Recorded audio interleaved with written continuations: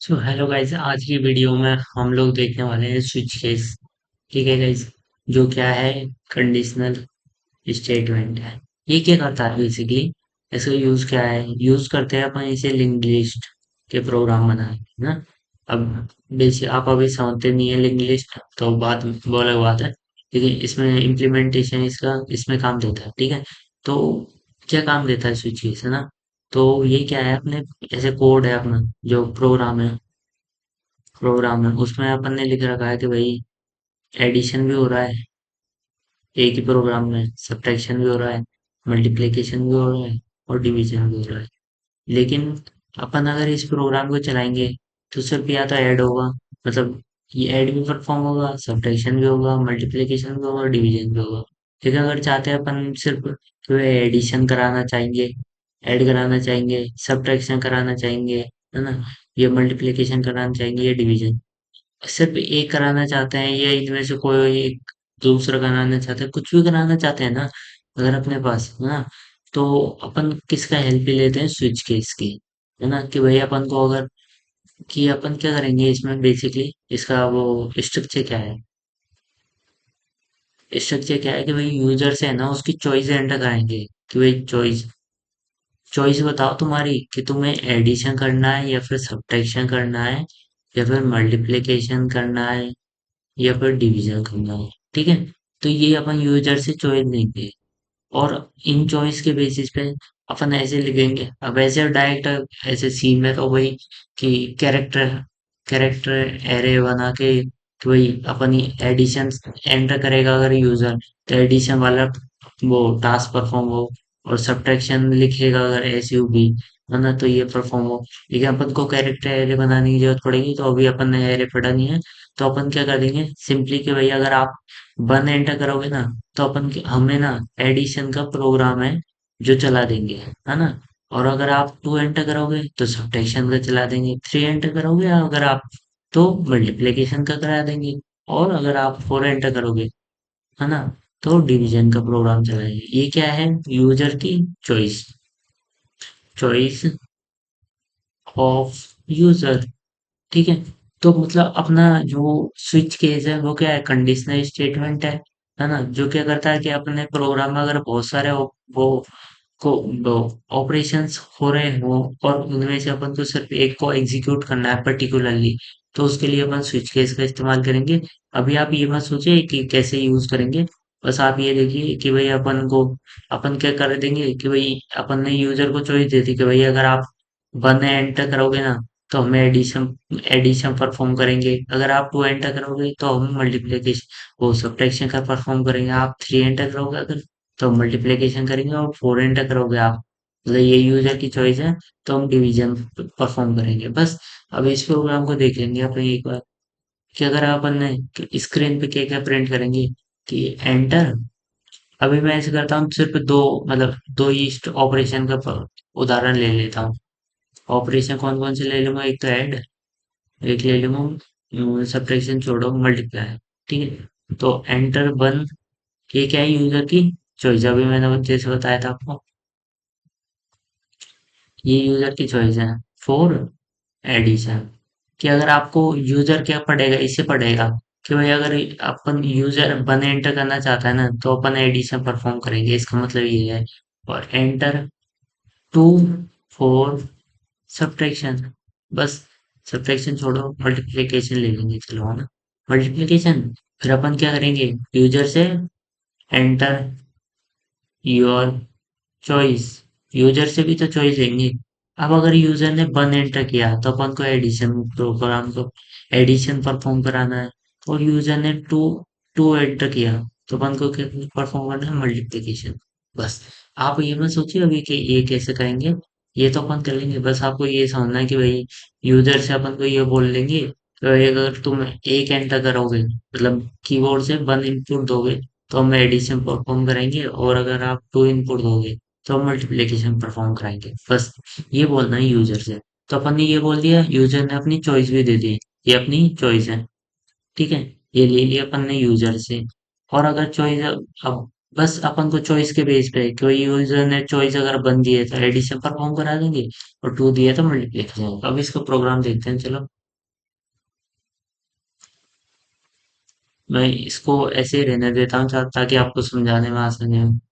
लेकिन एक सेकंड, इसको मिनिमाइज करना पड़ेगा। फाइल का नाम ले लेंगे अपन, SWITCH switch case dot CP। ठीक है गाइस, अपन ने ये फाइल का नाम ले लिया, ठीक है। सो बॉयलर प्लेट कॉपी कर लिया अपन ने।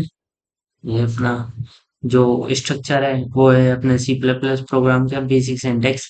तो ये अब मैंने पहली वीडियो में समझाया इसके एक एक वर्ड का मीनिंग, ठीक है।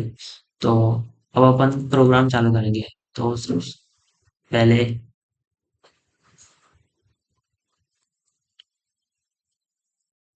सॉरी गाइस, तो प्रोग्राम कंटिन्यू करते हैं। कि भाई ये मैंने इसका मीनिंग ये बताया था कि इसका मीनिंग मैंने पहले ही बता दिया है, ठीक है। ये स्पॉइलर प्लेट का जो खुद गया है अभी मैंने, ठीक है। तो अब अपन को क्या एंटर करना है यहाँ से। देखिए इधर से पढ़ के, तो ये एंटर 1 for एडी, ठीक है। तो cout, enter 1 for addition, ठीक है। और सी आउट, और बैक स्लैश n, ये किसके लिए है गाइस, अगर आपको समझ में नहीं आ रहा हो तो पहले मैं आपको इसको करके दिखा दे रहा हूँ। समझ में नहीं आ रहा तो हटा दो। टू फोर मल्टीप्लाई, ठीक है।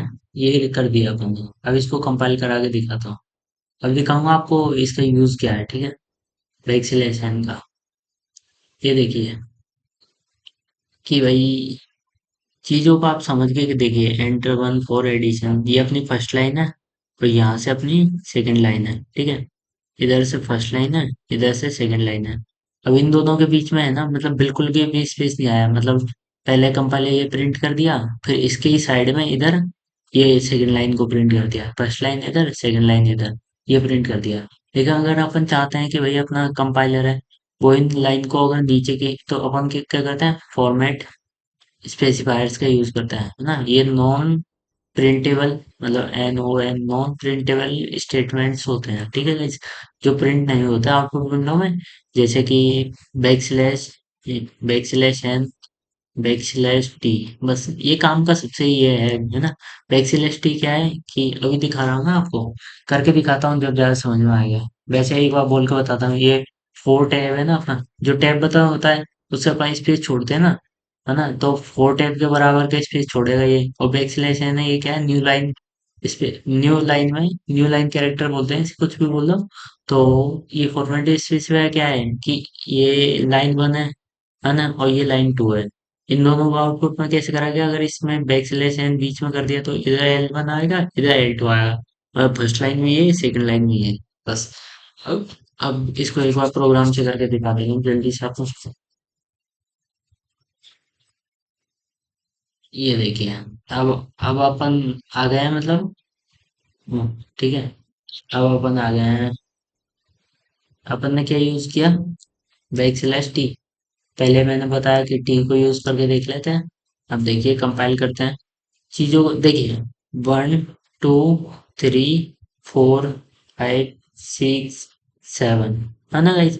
तो आई थिंक मेरे को याद नहीं है सब, मतलब सब सिस्टम्स रहते हैं, जैसे कि अपना अलग अलग वो डिवाइस में अलग अलग टैब की वैल्यू होती है, ठीक है। वो अपन सेटिंग्स से कस्टमाइज कर सकते हैं। अपन को किसकी जरूरत है, बैक स्लैश n की, ताकि अपनी लाइन है वो न्यू लाइन में प्रिंट हो जाए, ठीक है।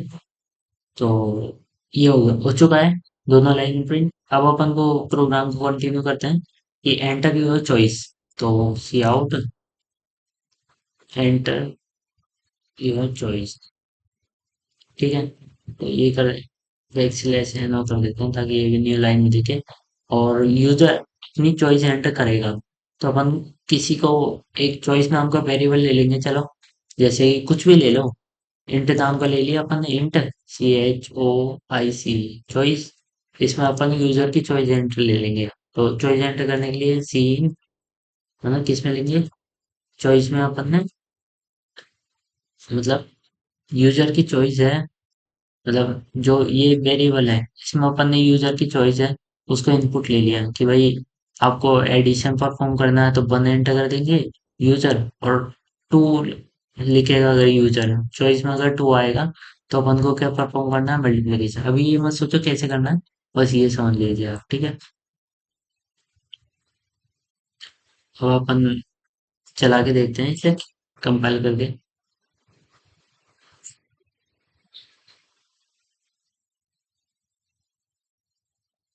ये देखिए, सही है, कंपाइल क्यों नहीं। हाँ, अब हो रहा है। रुको, हाँ ठीक है। एंटर योर चॉइस का ऑप्शन आ रहा है, इसमें अपन ने लिख दिया बंद, है ना। कुछ भी परफॉर्म नहीं हुआ, लेकिन अपन ने आप आगे की कोडिंग ही नहीं की ना, इसलिए कुछ भी परफॉर्म नहीं हुआ। ठीक है। तो अब आते हैं अपन स्विच केस पे। तो इसका फॉर्मेट क्या होता है, SWIT स्विच। अरे ये तो एक कंपाइलर ऑटोमेटिक और दे देता है, मतलब ये कोड एडिटर है नहीं, ऑटोमेटिक प्रोवाइड कर देता है। तो TCL स्विच, इसमें लिखेंगे अपन स्विच में किसको पास करेंगे, चॉइस को, यूजर की चॉइस को, है ना। फिर इधर लिखेंगे अपन केजेस, केज, और फिर इधर लिखेंगे वन, कि अगर अपनी चॉइस है उसमें अगर है ना, तो इसका मतलब क्या है, केस वन का, कि भाई ये वाला केस है ना, ये इसमें मान लेंगे अपन की एडिशन का कोड है ना। ये कब परफॉर्म हो, जब अपने यूजर ने जो चॉइस एंटर किया है, मतलब जो चॉइस में ऐसे मान के चलो, चॉइस में है, यूजर ने क्या एंटर किया है, वन, है ना। तो ये वाला परफॉर्म हो, इसके लिए अपन ने केस वन है ना, मतलब ये ऐसी और वन, मतलब ये है जो चॉइस है यूजर की, बस ये समझ के देखिए आप। बस कि अगर ये इसके इक्वल है वन के, जो चॉइस है वो इक्वल है वन के, तो अपना ये वाला केस चले और एडिशन परफॉर्म हो, इसका ये मतलब है, ठीक है। तो इसको उठा के देख रहा हूँ,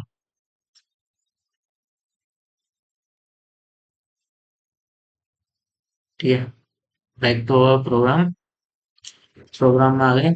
अब अपन ने क्या किया है कि भाई, अगर यूजर को क्या किया, अगर चॉइस वन एंटर करा दी तो एडिशन का प्रोग्राम बनाना है, तो एडिशन का प्रोग्राम लिख दीजिए डायरेक्ट इसमें, कि भाई अपन ने cout enter first number, addition के लिए दो नंबर चाहिए ना अपन को।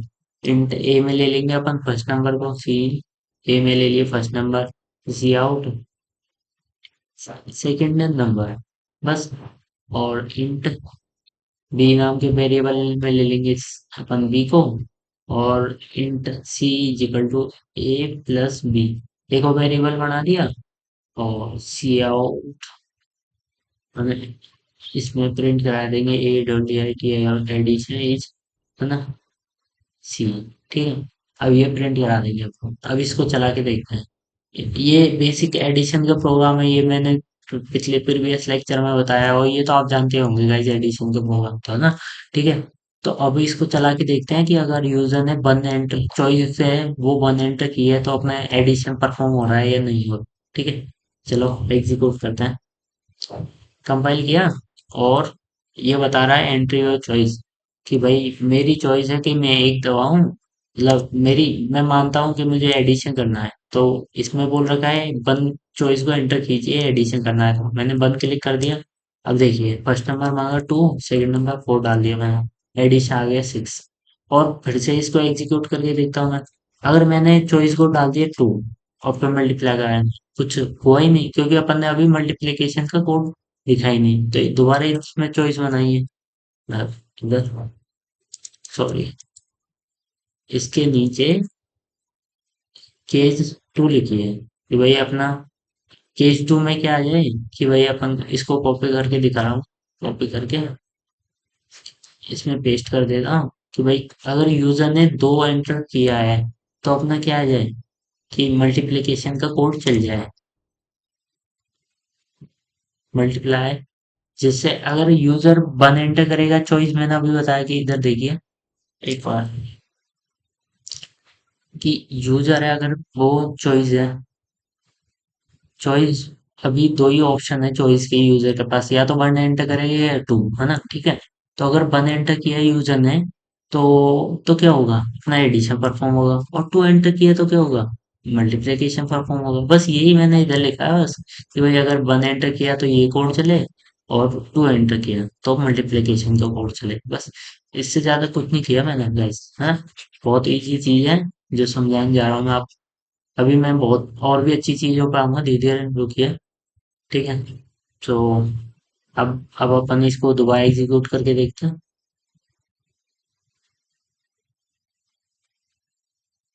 ये प्रोग्राम एग्जीक्यूट हो चुका है। देखिए, अब अपन फर्स्ट केस है, ऐसे पहले सेकंड को चला के देखते हैं कि मल्टीप्लीकेशन हो रहा है क्या। 2 और 8, ठीक है, आंसर आ चुका है अपना 16। ठीक है, अभी अब आपका बताने जा रहा हूँ मैं जंप स्टेटमेंट क्या होता है ना। उससे पहले एक और चीज देख लीजिए अपन, कि भाई अपने ऐसे मान के चलो कि स्विच केस किया, अपन ने 1 और 2, अपन के पास दो ही ऑप्शन है ना। लेकिन यूजर ने अगर चॉइस एंटर कर दी भाई कि मेरे को तो 3 दबाना है, तो क्या हो गया, अपना प्रोग्राम टर्मिनेट हो गया। अपन को क्या करना है कि अगर अगर ऐसे मान के चलो अपने पास चॉइस है, अपने पास मतलब ऐसे केसेस है अपने पास, केस 1 है और केस 2 है ना गाइस। ठीक है, तो केस 1 है और केस 2 है। ठीक है, तो अगर अपन ऐसे मान के चलो कि इसमें हो रहा है एडिशन और इसमें हो रहा है मल्टीप्लिकेशन, अपने कोड का एक उदाहरण ले रहा हूँ, तो ये दोनों टास्क परफॉर्म हो रहे हैं। लेकिन अगर यूजर ने गाइस 3 एंटर कर दिया तो प्रोग्राम तो टर्मिनेट हो गया ना। तो उसके लिए अपन क्या करेंगे कि भाई एक एक वो जो ब्लॉक बना लेंगे, उसका नाम है डिफॉल्ट, DFAULT, डिफॉल्ट ब्लॉक बना लेंगे। और इसमें अपन क्या लिख देंगे कि भाई आपने जो चॉइस एंटर की है वो इनवैलिड है, इनवैलिड है। ठीक है, ये लिख देंगे अपन, ताकि यूजर को पता तो चले कि भाई जो मैंने इन दोनों केसेस है, इनमें से जो चॉइस है वो एंटर नहीं की है, अब मैंने कुछ गलत ही एंटर कर दिया है। ठीक है, तो इसको हटाते हैं अपन, इसका इम्प्लीमेंटेशन करके देखते हैं डिफॉल्ट वाले केस में। ठीक है, फिर से बैक टू आवर प्रोग्राम। अब डिफॉल्ट, डिफॉल्ट और इसमें बना लिया अपन ने। कई इधर ही आप ये याद करके देखिए कि इसके बाद अपन ये इधर चॉइस आती है, उसके बाद कॉलन आता है, ना कि सेमी कॉलन। सेमी कॉलन का मतलब आप बेसिक समझिए, देखिए कि उसके आगे वाली मतलब उस लाइन का एंड हो जाएगा। मतलब अगर केस 1 के आगे अपन सेमी कॉलन लगा देंगे तो इस लाइन का मतलब इस कोड है ना, इसका एंड हो गया, ये इससे के बाहर चला जाएगा। लेकिन अगर कॉलन लगाएंगे तो उसके अंदर एंटर करेगा। सेमी कॉलन क्या काम देता है कि भाई लाइन को एंड करने के लिए, अपन तो लाइन थोड़ी ना एंड करनी है। और डिफॉल्ट वाले में सी आउट, INVALID में कि भाई आपकी चॉइस है वो इनवैलिड है, ये बताना चाह रहे हैं अपन यूजर को, डिफॉल्ट। ठीक है, तो ये अपना हो चुका है। अब इसको कंपाइल करके देखते हैं। ठीक है, ये चल के देखिए, अगर अपन ने इन दोनों चॉइस के अलावा एंटर किया है ना, ऐसे मान के चलो 4 एंटर कर दिया, तो ये इनवैलिड चॉइस मतलब ये केस 1, पहले इधर चॉइस चॉइस है अपनी, ये चॉइस है, ये इससे मैं चॉइस 1 भी नहीं हो, है ना, जो अपन ने क्या लिया इनपुट 4, तो 4 1 के इक्वल भी नहीं है, 2 के इक्वल भी नहीं है, तो डिफॉल्ट केस में आ गया और ये कंडीशन चले गई। अब आपको मैं इसका ड्रॉबैक दिखाने जा रहा हूँ कि मतलब अपन को क्या यूज करना पड़ेगा इसमें, जो मतलब पहले इसकी कमी देखिए आप, कि भाई मैंने एंटर किया 1, ठीक है, मेरे को एडिशन परफॉर्म कराना है। ठीक है, तो मैंने फर्स्ट नंबर डाल दिया 2, सेकंड नंबर 4। ठीक है, लेकिन अब ना प्रोग्राम इसके बाद दोबारा चल गया, देखिए एडिशन तो आ चुका है, मतलब एडिशन वाला प्रोग्राम दोबारा चल गया। लेकिन उसके बाद से दोबारा क्या पता कौन सा प्रोग्राम चला है, ये देखने के लिए अपन दोबारा 2 और 4। अब देखिए, मतलब अब क्या है, इसके नीचे वाला मतलब ये केस 1 है, ये तो एग्जीक्यूट हो गया, एडिशन हो गया, तो इसके बाद क्या होगा इस, कि अपन ने दोबारा चॉइस एंटर की, ये देखिए, मतलब एंटर फर्स्ट नंबर किया, एंटर सेकंड नंबर किया और मल्टीप्लिकेशन भी आ गया अपने 8, है ना, उसके बाद दोबारा नीचे वाला कोड चला। तो इन ऐसी चीजें मतलब अपन ये चाहते हैं ना कि भाई अपन ने चॉइस की, यूजर से चॉइस भी लिया भाई कि अपन को सिर्फ एडिशन परफॉर्म करना है ना, या फिर मल्टीप्लिकेशन करना है।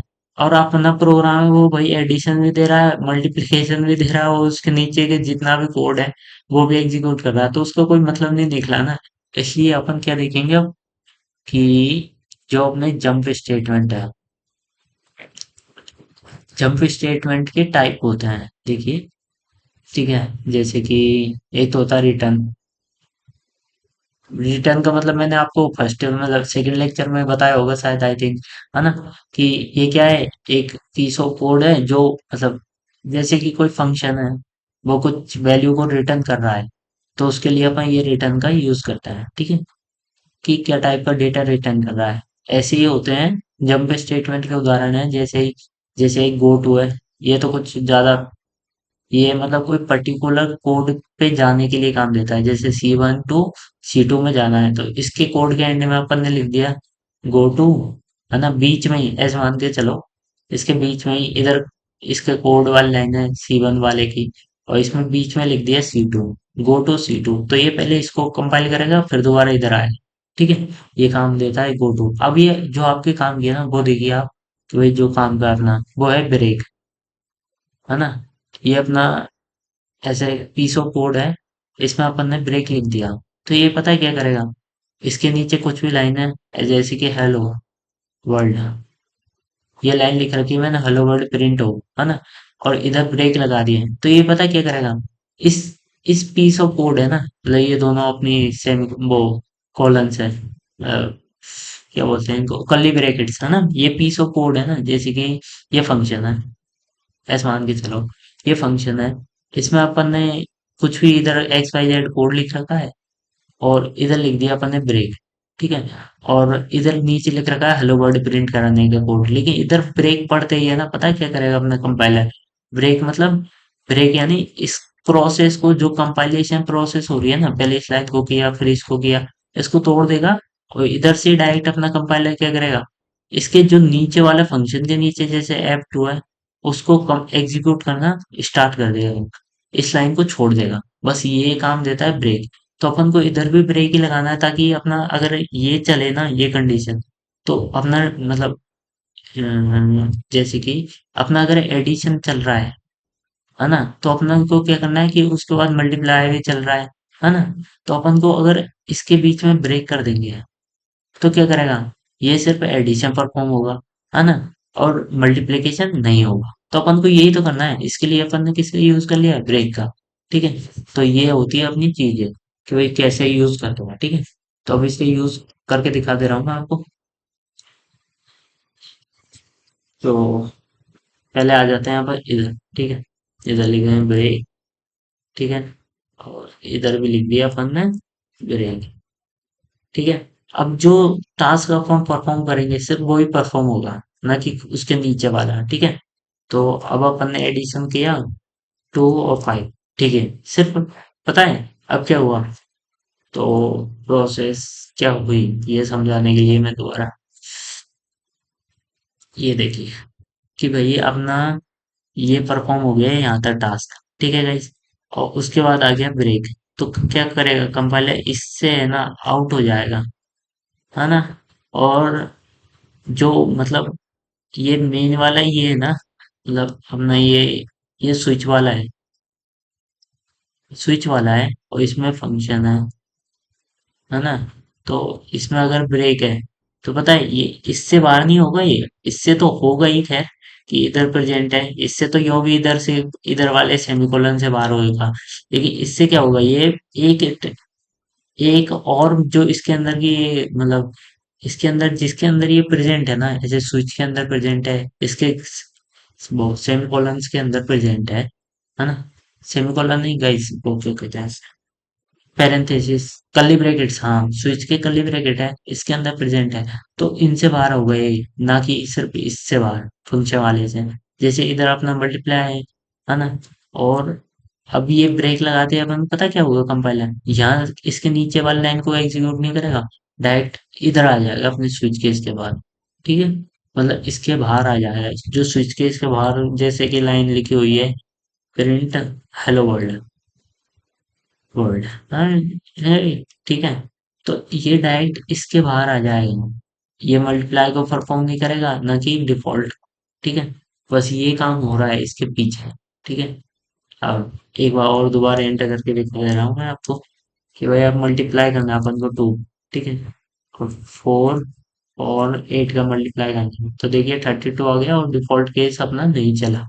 तो बस अपना ब्रेक स्टेटमेंट क्या काम देता है, जो अपनी प्रेजेंट ये इटरेशन है ना, उससे भी उसकी भी जो पेरेंट मतलब वो है, कि भाई ब्लॉक, जैसे ये स्विच है, ये इनका पेरेंट ब्लॉक हो गया, जैसे कि केस 1 है अपना, वो किस किस ब्लॉक के अंदर आ रहा है, ये स्विच वाले केस के अंदर, है ना, इसके ब्लॉक इसके कोड के अंदर ही आ रहा है ना अपना।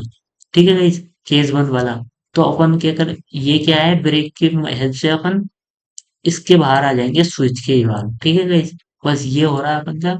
तो आज की वीडियो में हम लोगों ने देखा है गाइस कि भाई स्विच, टीसीएस स्विच स्टेटमेंट और जंप स्टेटमेंट कंबाइन करके, जिसके क्या क्या टाइप है, तीन देखे जैसे अपन ने। रिटर्न तो पहले ही देख रखा है, गो टू को बेस्ट नॉर्मली समझा है अपन ने, और ब्रेक का यूज करना सीखा है, ब्रेक का। ठीक है, तो अपना स्विच केस कंप्लीट हो चुका है। नेक्स्ट लेक्चर में अपन देखेंगे कि भाई एरे क्या होता है। ठीक है भाई, तो अब इसी के साथ अपना कंडीशनल स्टेटमेंट वाला टॉपिक है, जिसमें क्या क्या आते थे, if else and if else आते थे, प्लस स्विच केस। तो ये पूरा हो चुका है। नेक्स्ट लेक्चर में हम एरे देखने जाएंगे। ठीक है गाइस, तो वीडियो पसंद आए हो तो लाइक कीजिए। ठीक है गाइस, बाय।